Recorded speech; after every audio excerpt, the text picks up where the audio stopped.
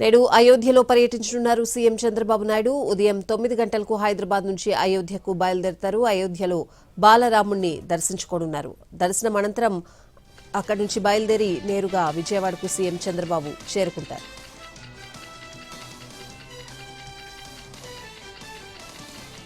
Telugu film chamber of commerce ఎన్నికలు నేడు జరగనున్నాయి. ఈ ఎన్నికల్లో పెద్ద నిర్మాతలు, చిన్న నిర్మాతల ప్యానెళ్ల మధ్య తీవ్ర పోటీ ఉంది. అల్లు అరవింద్, సురేష్ బాబు, దిల్ రాజు ప్రోగ్రెసివ్ ప్యానెల్ను బలపరుస్తూ ఉంటే చదలవాడ శ్రీనివాసరావు, సి కళ్యాణ్, ప్రసన్నకుమార్ మన ప్యానెల్ను సపోర్ట్ చేస్తోంది. ఈ రెండు ప్యానెళ్ల మధ్య పోటీ తీవ్రంగా ఉంది. ఎన్నికల నేపథ్యంలో ఫిల్మ్ నగర్లో ఎలక్షన్ హీట్ మరింతగా పెరిగింది. నేడు జరగనున్న ఎలక్షన్స్తో ఎవరు గెలుస్తారోనన్నది తేలనుంది.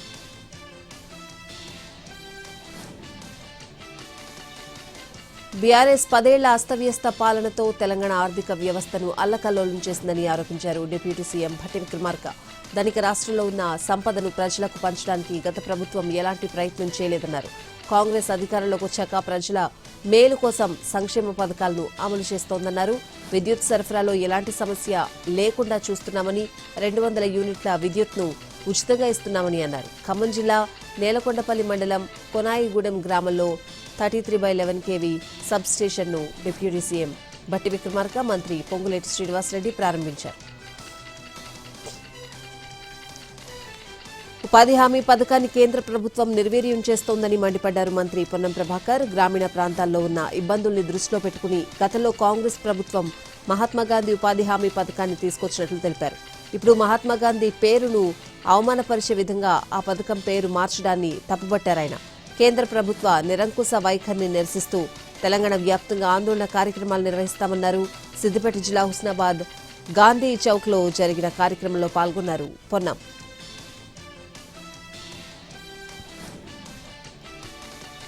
ఉత్సవాలు, పండుగల సమయంలోనే హైదరాబాద్లో డ్రగ్స్ కేసులు నమోదు చేస్తారా అని ప్రశ్నించారు కేంద్ర హోంశాఖ సహాయ మంత్రి బండి సంజయ్. గతంలో అకోన్ సబర్వాల్ నేతృత్వంలో జరిగిన డ్రగ్స్ కేసు విచారణ ఏమైందని ప్రశ్నించారు. ఆ సమయంలో పలువురు సెలబ్రిటీల పేర్లు బయటకొచ్చిన విషయాన్ని ప్రస్తావించారు. తమతో పాటు కేసీఆర్ కొడుకు డ్రగ్స్ తీసుకున్నాడని నిందితులు వాంగ్మూలం ఇచ్చారని తెలిపారు. నిందితుల వాంగ్మూలంతో పాటు విచారణను ఆడియో, వీడియో రికార్డింగ్ జరిగిందని అన్నారు.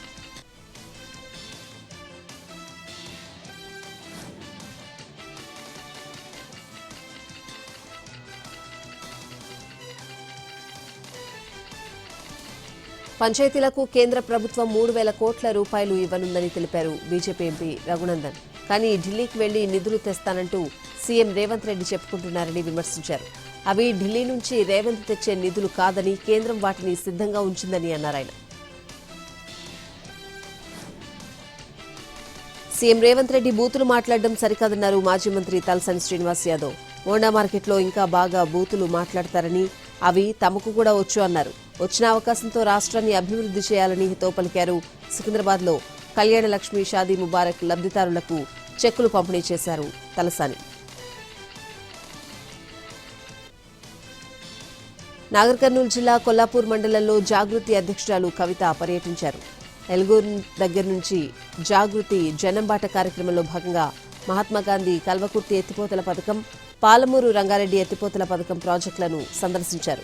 ఒరిజినల్ గా 500 మీటర్ల అప్రోచ్ ఛానల్ 50 మీటర్ల విత్తుతో ఉండాలన్నారు. కానీ దీని విత్తును 20 మీటర్లకు తగ్గించి లెంగ్త్ను కూడా కుదించారని అన్నారు. గతంలో 794 టీఎంసీల ఫ్లడ్ లెవెల్ వరకు నీళ్లు డ్రాయింగ్ పాయింట్ నుంచి తీసుకునే అవకాశం ఉండేది. కానీ దాన్ని 30 అడుగులకు పెంచి 824 మీటర్ల ఎత్తు వరకు పెంచారన్నారు. శ్రీశైలంలో నీళ్లు ఫుల్లుగా ఉంటే మాత్రమే నీళ్లు తీసుకునే పరిస్థితి తీసుకొచ్చారని విమర్శించారు. మరి ఎవరి కోసం ఈ మార్పు చేయాల్సి వచ్చిందో చెప్పాలని అన్నారు. ఇప్పటివరకు ఫస్ట్ ఫేజ్ పనులు కూడా పెండింగ్లో ఉన్నాయి. కృష్ణానది మీద ప్రాజెక్టులు ఉమ్మడి రాష్ట్రంలో పెండింగ్లో ఉండేవి. తెలంగాణ వచ్చాక కూడా అవి నెవర్ ఎండింగ్ ప్రాజెక్టులుగానే మిగిలిపోయాయని అన్నారు.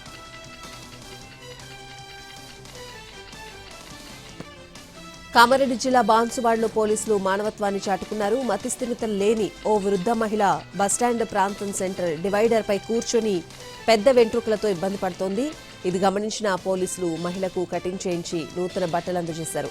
అనంతరం ఆమెకు ఆహారాన్ని అందించారు.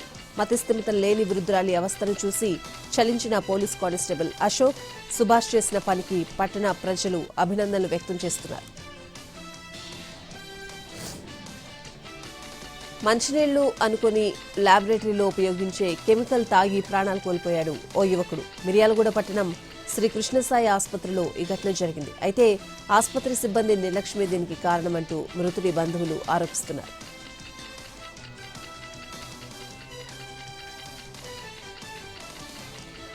ఖమ్మం జిల్లాలో Penuballi tahsildar and sub registrar Srinivas Yadav పై మండల కాంగ్రెస్ నేతలు తీవ్ర విమర్శలు చేశారు.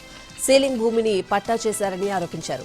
2.20 ఎకరాల భూమిని లీలావతి, రజనీ పేర్లపై పట్టా చేశారని, ఇందుకోసం పాత కబ్జాదారు నుంచి ఇప్పటికే 40 లక్షల రూపాయల వరకు లంచం తీసుకున్నారని ఆరోపించారు.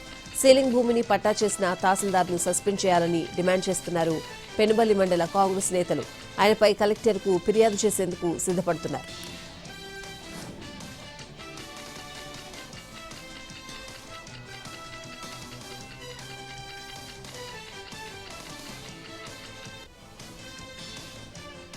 ఈ నెల 30 నుంచి ఏపీ సీఎం చంద్రబాబు యూరప్ లో పర్యటించబోతున్నారు. కుటుంబ సమేతంగా ఆయన 5 రోజుల పాటు యూరప్ వెళ్తున్నారు. జనవరి 4న ఆయన రిటర్న్ అవుతారు.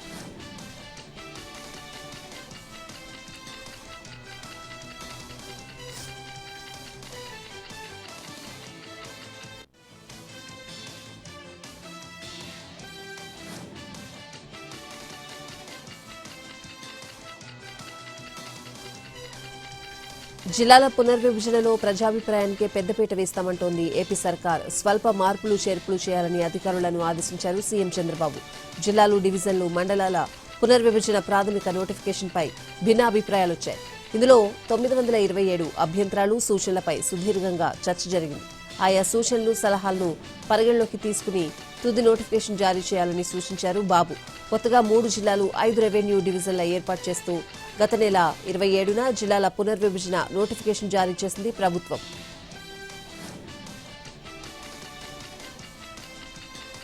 ఏపీ, తెలంగాణలోని ప్రముఖ పుణ్యక్షేత్రాల్లో భక్తుల రద్దీ కొనసాగుతోంది. ఆలయాల్లో దేవదేవతల దర్శనాలకు బారులు తీరారు భక్తులు. వరుస సెలవులు కావడంతో ఆలయాల బాట పట్టారు లక్షలాది మంది భక్తులు. మొన్నటి నుంచి టెంపుల్ రష్ కొనసాగుతోంది. తిరుమల, శ్రీశైలం, మంత్రాలయం, విజయవాడ, ఇంద్రకీలాద్రి, యాదాద్రి, కొండగట్టు, మేడారం, భద్రాచలం, అన్నవరం పుణ్యక్షేత్రాల్లో విపరీతమైన రద్దీ కొనసాగుతోంది. సొంత కార్లు, బైక్లపై వేలాది మంది ఆలయ దర్శనాలకు వెళ్లడంతో హైవేలపై, టోల్ ప్లాజాల వద్ద, ఘాట్ రోడ్లలోనూ ట్రాఫిక్ జామ్ అవుతోంది.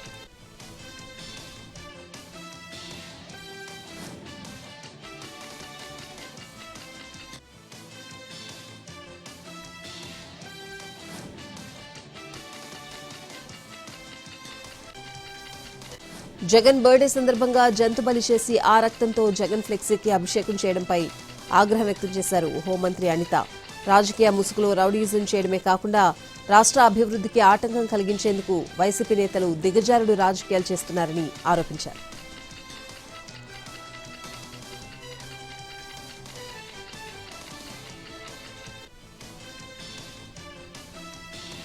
జగన్ ఫ్లెక్సీ ముందు మేకపోతును నరికి రప్పారప్పా అని నినాదాలు చేసిన 7 యువకుల్ని అరెస్ట్ చేశారు పోలీసులు. నల్లజర్ల పోలీస్ స్టేషన్ నుంచి నల్లజర్ల కూడలి వరకు వాళ్లను నడిపించుకుంటూ తీసుకువెళ్లారు. సమాజంలో అలజడి సృష్టించేందుకు ప్రయత్నించే వాళ్లను ఉపేక్షించేది లేదంటున్నారు పోలీసులు.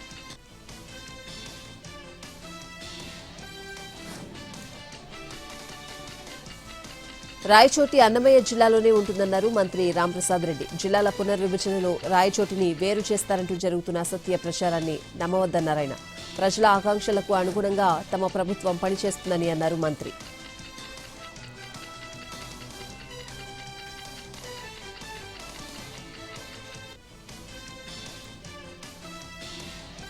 అన్నమయ్య జిల్లా రాయచోటిలో ఆత్మహత్యకు యత్నించారు 2 యువకులు. అన్నమయ్య జిల్లా కేంద్రంగా ఉన్న రాయచోటిని మదనపల్లిలో చేరుస్తున్నారంటూ జరుగుతున్న ప్రచారంతో మనస్తాపం చెంది ఆత్మహత్యకు యత్నించారు. వేర్వేరు చోట్ల ఆత్మహత్యకు యత్నించిన వాళ్లను ప్రభుత్వ ఆసుపత్రికి తరలించారు. ప్రస్తుతం వాళ్ళిద్దరూ చికిత్స పొందుతున్నారు. విజయవాడ బస్టాండ్లో పెను ప్రమాదం తప్పింది. గుంటూరు వెళ్లే ఏసీ బస్సులో ఒక్కసారిగా మంటలు చెలరేగాయి. ఆ సమయంలో బస్సులో ఎవరూ లేకపోవడంతో ప్రమాదం తప్పింది. వెంటనే అప్రమత్తమై ఆర్టీసీ అధికారులు ఫైర్ సిబ్బందికి సమాచారం ఇచ్చారు. ఫైర్ సిబ్బంది మంటలను సకాలంలో ఆర్పివేయడంతో ముప్పు తప్పింది. ఇంజన్లో షార్ట్ సర్క్యూట్ వల్లే మంటలు చెలరేగినట్లు చెబుతున్నారు ఆర్టీసీ అధికారులు.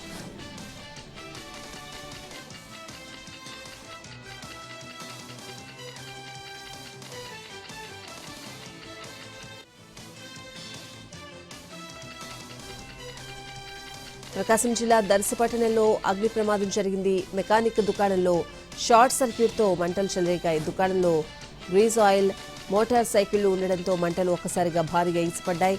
సమాచారం అందుకున్న ఫైర్ సిబ్బంది ఘటనా స్థలానికి చేరుకుని మంటలను అదుపు చేసింది. అప్పటికే దుకాణం పూర్తిగా కాలిపోయింది. ఈ ప్రమాదంలో 4 మోటార్ సైకిళ్లు దగ్ధం కాగా సుమారు 5 నుండి 6 లక్షల మేర నష్టం వాటిల్లిందని షాపు యజమాని ఆవేదన వ్యక్తం చేశాడు. నెల్లూరు జిల్లా సంగం గ్రామానికి చెందిన తురక పవన్ అనే వ్యక్తి అదృశ్యమైన ఘటన కలకలం రేపుతోంది. ఈ ఘటనపై కుటుంబ సభ్యులు పోలీసులకు ఫిర్యాదు చేయగా సంగం పోలీస్ స్టేషన్లో ఎస్ఐ రాజేష్ మిస్సింగ్ కేసు నమోదు చేశారు. దర్యాప్తు కొనసాగుతున్న సమయంలో వుడ్ హౌస్పేట సమీపంలోని కావలి కాలువలో పవన్ కు సంబంధించిన ఆటో కనిపించింది. సమాచారం అందుకున్న వెంటనే ఎస్ఐ రాజేష్ సిబ్బందితో కలిసి ఘటనా స్థలానికి చేరుకుని కాలువలో ఉన్న ఆటోను బయటకు తీశారు. ఆటోను స్వాధీనం చేసుకున్న పోలీసులు దర్యాప్తు చేపడుతున్నారు. నంద్యాల జిల్లా డోన్ గంజాయికి అడ్డగా మారింది. గంజాయి అమ్మకాలు, గంజాయి ప్రియులు పోలీసులకు సవాల్గా మారారు. గంజాయి మత్తులో యువకులు హల్చల్ చేసి స్థానికులను బెంబేలెత్తిస్తున్నారు. డోన్ తారక రామనగర్లో సిద్ధు, అంజీ మరికొందరు యువకులు గంజాయి మత్తులో వీధుల్లో హల్చల్ చేస్తూ స్థానికులను భయాందోళనకు గురిచేస్తున్నారు. దీనిపై పోలీసులకు ఫిర్యాదు చేయడంతో ఆ బ్యాచ్ మరింత రెచ్చిపోయింది. స్థానికులను కత్తి చూపి భయపెట్టారు. అంతలో అక్కడికి చేరుకున్న పోలీస్ సిబ్బంది సిద్ధు అనే యువకుడిని అదుపులోకి తీసుకుని కత్తి, గంజాయిని స్వాధీనం చేసుకున్నారు. పరారైన యువకుల కోసం పోలీసులు గాలింపు చర్యలు చేపట్టారు. గంజాయి బ్యాచ్ అరాచకాలు రోజురోజుకు మితిమీరిపోతున్నాయని స్థానికులు ఆందోళన వ్యక్తం చేస్తున్నారు.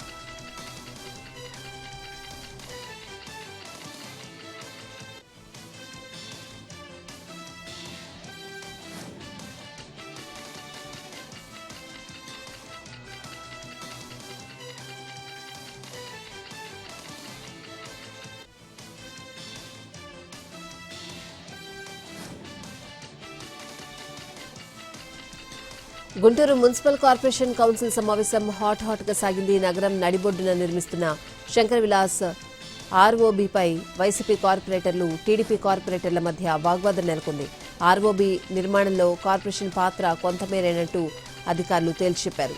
ఇదే సమయంలో గుంటూరు కార్పొరేషన్లో 11 గ్రామాల విలీనం ప్రతిపాదనపై టీడీపీ నేతల మధ్య మాటల యుద్ధం కొనసాగింది. మొత్తానికి కార్పొరేషన్ కౌన్సిల్ సమావేశంలో శంకర్ విలాస్ ఆర్ఓబీ గ్రామాల విలీనంపై టీడీపీ, వైసీపీ కార్పొరేటర్ల వాగ్వాదం చర్చనీయాంశంగా మారింది. గ్రామాలను విలీనం ప్రతిపాదనను ప్రభుత్వానికి పంపించేందుకు కౌన్సిల్ ఆమోదం తెలిపింది.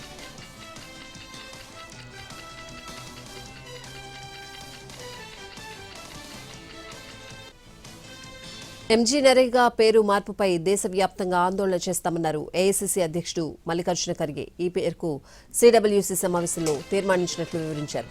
గ్రామీణ ప్రాంతాల్లో అనేక కుటుంబాలు నరేగాపై ఆధారపడి జీవిస్తున్నట్టు తెలిపారు ఖర్గే.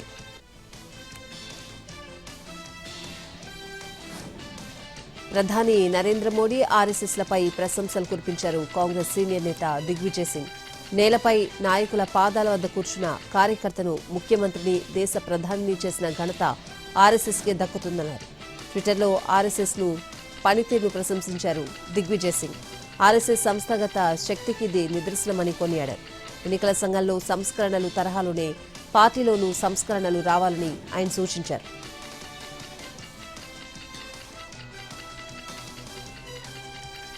ప్రముఖ ఎయిర్లైన్స్ ఇండిగోపై భారీ జరిమానా పడింది. జీఎస్టీ చెల్లింపులకు సంబంధించి ఇండిగో విమానయాన సంస్థపై 13 లక్షలకు పైగా పెనాల్టీ విధిస్తూ నోటీసులు జారీ అయ్యాయి. ఈ ఉత్తర్వులతో ఏకీభవించని ఇండిగో చట్టపరమైన మార్గాల్లో దీనిని సవాల్ చేయనున్నట్లు ప్రకటించింది. పంజాబ్ రాష్ట్ర పన్నులు, ఎక్సైజ్ శాఖకు చెందిన అసిస్టెంట్ కమిషనర్ కార్యాలయం 2021-22 ఆర్థిక సంవత్సరానికి సంబంధించి ఇండిగో సంస్థపై సుమారు 13 లక్షల జరిమానాను విధించింది. అయితే దీనిపై స్పందించిన ఇండిగో దేశంలో మార్కెట్ క్యాపిటలైజేషన్ పరంగా అతిపెద్ద ఎయిర్లైన్ అయిన తమకు ఈ అంశంలో న్యాయపరంగా బలమైన ఆధారాలున్నాయని పేర్కొంది. ఈ అంశంలో బయట నుంచి పన్ను నిపుణుల సలహాలు కూడా తీసుకుంటున్నట్లు స్పష్టం చేసింది. విద్యార్థులను చదువులో మరింత ప్రోత్సహించేందుకు కర్ణాటకకు చెందిన ఓ ప్రభుత్వ పాఠశాల ప్రధాన ఉపాధ్యాయుడు వినూత్న కార్యక్రమాన్ని చేపట్టారు. కొప్పళ జిల్లా బహదూర్ బంది గ్రామ ప్రాథమికోన్నత పాఠశాల హెడ్ మాస్టర్ బీరప్ప అడగి ఆయా తరగతుల్లో ప్రతిభ కనబరిచిన 24 మంది విద్యార్థులకు ఉచితంగా విమాన ప్రయాణం కల్పించారు. విమాన ట్రిప్ ప్రాజెక్టులో భాగంగా 5 నుంచి 8వ తరగతి విద్యార్థులకు ఓ పరీక్ష నిర్వహించారు. ఒక్కో తరగతి నుంచి అత్యధిక మార్కులు సాధించిన 6గురిని ఎంపిక చేశారు. 24 మంది విద్యార్థులు, సిబ్బంది సహా మొత్తం 40 మందిని బెంగళూరుకు తీసుకువెళ్లారు. 2 రోజుల పాటు అక్కడ వివిధ పర్యాటక ప్రదేశాలను చూపించారు. సొంత ఖర్చులతో హెడ్ మాస్టర్ ఈ ట్రిప్ ప్లాన్ చేయడంపై పలువురు ప్రశంసలు కురిపిస్తున్నారు. ప్రముఖ క్విక్ కామర్స్ సంస్థ జెప్టో 11,000 కోట్ల పబ్లిక్ ఇష్యూ కోసం మార్కెట్ నియంత్రణ సంస్థ సెబీకి ముసాయిదా పత్రాలను సమర్పించింది. ఇందుకోసం కాన్ఫిడెన్షియల్ ఫైలింగ్ మార్గాన్ని ఎంచుకుంది. ఐపీఓలో భాగంగా ఫ్రెష్ ఇష్యూతో పాటు ఆఫర్ ఫర్ సేల్ రూపంలో ఈ కంపెనీలో పెట్టుబడులు పెట్టిన ఇన్వెస్టర్లు వాటాలు విక్రయించనున్నారు. క్విక్ కంపెనీ విభాగంలో ఐపీఓకు వస్తున్న తొలి కంపెనీ ఇదే. వచ్చే ఏడాది సెప్టెంబర్లో ఐపీఓకు వచ్చే అవకాశం ఉంది.